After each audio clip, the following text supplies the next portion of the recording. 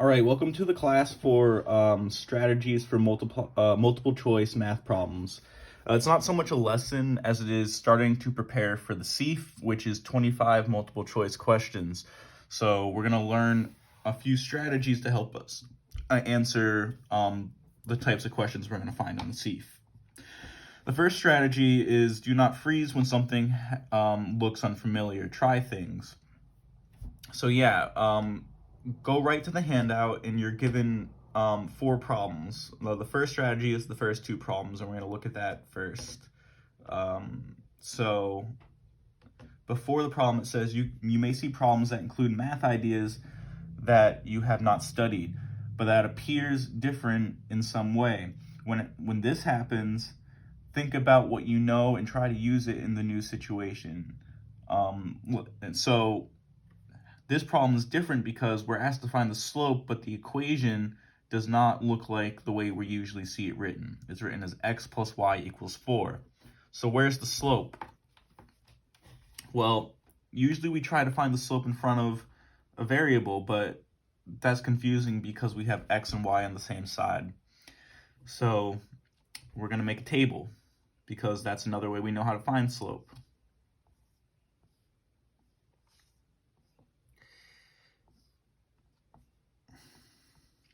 So let's just fill in values. If x is 0, 0 plus what equals 4? Has to be 4. If x is 1, what does y have to be? Y would have to be 3, because 1 plus 3 equals 4. If this is 2, this is 2. If this is 3, this is 1. So over here, we're going up plus 1. And then over here, we're going down by 1. So then the slope is equal to -1 over 1, which just simplifies to -1. So the answer is D. Okay? So although we didn't recognize this, we were still able to turn it into a table and therefore find slope. Okay? So sometimes these are just going to require a little extra thinking.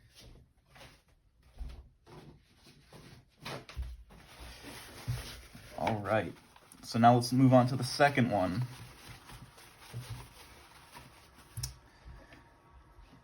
We're given a rectangle. Okay, a rectangle park has sides measuring 60 yards and 144 yards. There is a diagonal path from one corner to another, this one here, with grass on one side of the path.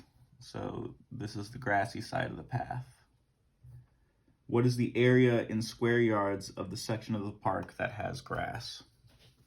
So we're asked to find area of triangle, but we've never found the area of a triangle in this class. We only know how to find the area of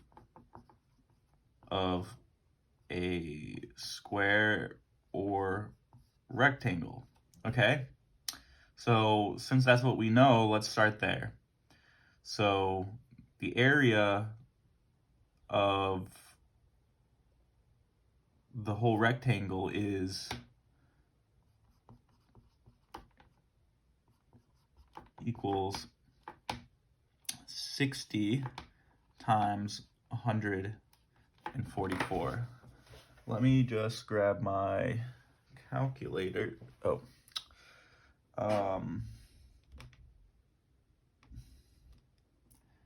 don't know that off the top of my head. Sorry.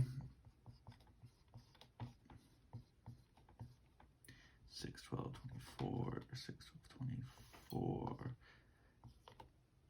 So the area of this rectangle is 8,640 yards squared. Okay? Yards squared. So now if we go, I didn't write the answers up here. So let me just write those real quick. We get A, which is 156, B, which is 360, C, which is 480, D, which is 432, and E, which is 806.40. So let's just start by canceling some of these out.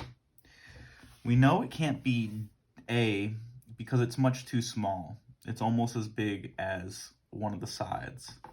Now we know it can't be E because that is equal to our area of the rectangle, but we want the area of the square. And just visually, we can see that the triangle is much smaller than the rectangle, so it can't be the same as the rectangle. So now we're left with just these three. These two are also too small, but that might not be as easy for you to see. So how do we get from the area to the answer? So if you look at this, what is the relationship between these two areas? What do we think? It looks about half. We're drawing down the half here. So a triangle equals half of rectangle. So if a triangle equals half of the rectangle, then the area of the triangle is half the area of the rectangle.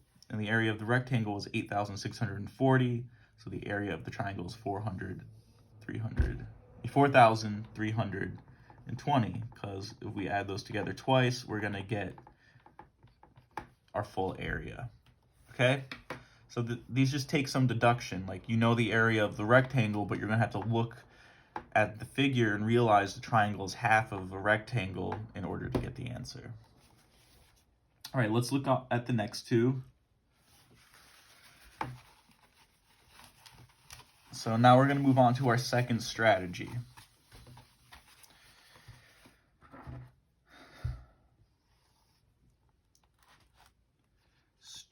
Strategy number 2.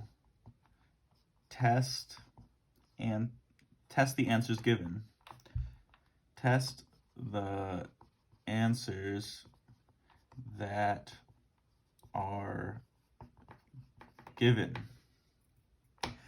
So written under it, it says, you can often test the answer choices to check what you have done. For some problems, you can even identify the correct answer just by testing the answer choices to see which one works. Try to apply this strategy in the following examples. So it says, Sabra deposits 15% of her income every month. At the end of July, she deposits $600. July deposits $600 in her account. What was Sabira's income for that month? All right, so here are the answers. 90, 510, 690, $4,000, and E, $9,000. Man, if she's making $9,000 a month, she's doing all right. So, going back to our strategy, test the answers that are given.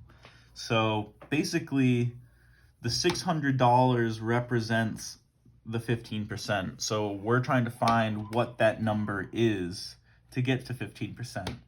So, let's first figure out how we get 15% through a benchmark. So, our starting value is, we don't know. But to get to 15%, we need first 10%, then 5%, and then 15%.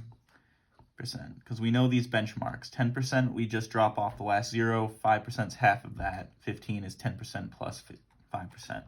So let's just go down the list. 90. We're going to just substitute each one of these numbers into our starting value until we find until we find 600. So actually, why should I not test A or B, or even C for that matter? I'll show you why, but it's because it's already less than 600, and we know the number has to be greater than 600. So 10% of 90 is 9. 5% of 90 is 4.5. So 15% of that is $13.5. We wanted it to be 600, so it's much too small. So we know it can't be A. B, 510.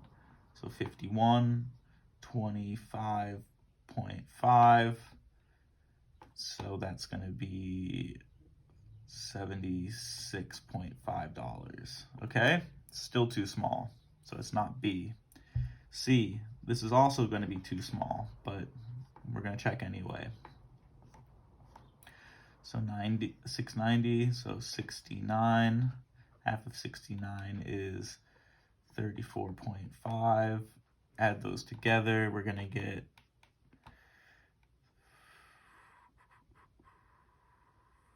103.5. Okay, so we're getting there, but we're still off by about a factor of 6. So it's not C either, like I said in the beginning. But now let's test 4,000. We get 400 here for 10%. So we get 200 here for 5%, which means we get 600 for 15%. Answer. So we know the answer is D. For the sake of argument, let's just look at E. Let's just look at it. So 9,000. So 10% would be 900, because we just drop last 0. Okay? So 9,000 goes to 900. This is half of 10%. Sorry, and this is 10% plus 5%. I should have stated that at the beginning. So half of 900 is 450. Those added together is 1350. So this is too high. That one's way too high. It's more than twice what we were looking for. So the answer is D. So yeah, for these types of questions, you just plug in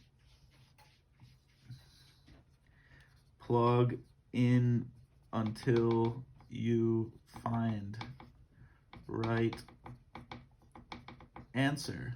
Okay? So just plug until you find the right answer. Let's look at the last problem.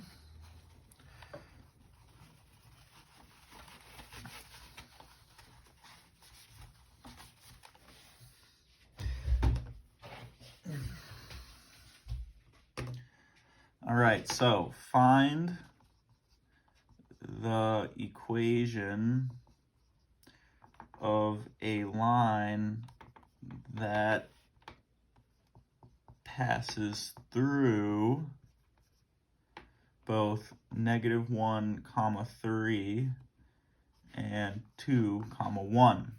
Okay? So I'm just going to write all of our choices over here. A, 7x plus 3y equals 2. B, 2x minus 3y equals 1. C, 4x minus 3y equals 5. D, 2x plus 3y equals 7. And E, 3x minus 2y equals 4. All right, so we have to find the right equation, but all of these equations don't look familiar. Don't look familiar. Okay, so we're just gonna plug in until one equation is true. Okay, because these are solutions, and solutions make the proper equation true. So let's just start with this first one, So 7x plus 3y equals 2. 7 times -1 plus 3 times 3 equals 2. So we get -7 plus 6 equals 2. We get -1 equals 2. All right? So since that's not true, that means this is not a solution for that, which means A is not our answer. Okay? So now so this is A. Now we're going to move on to check B. So 2x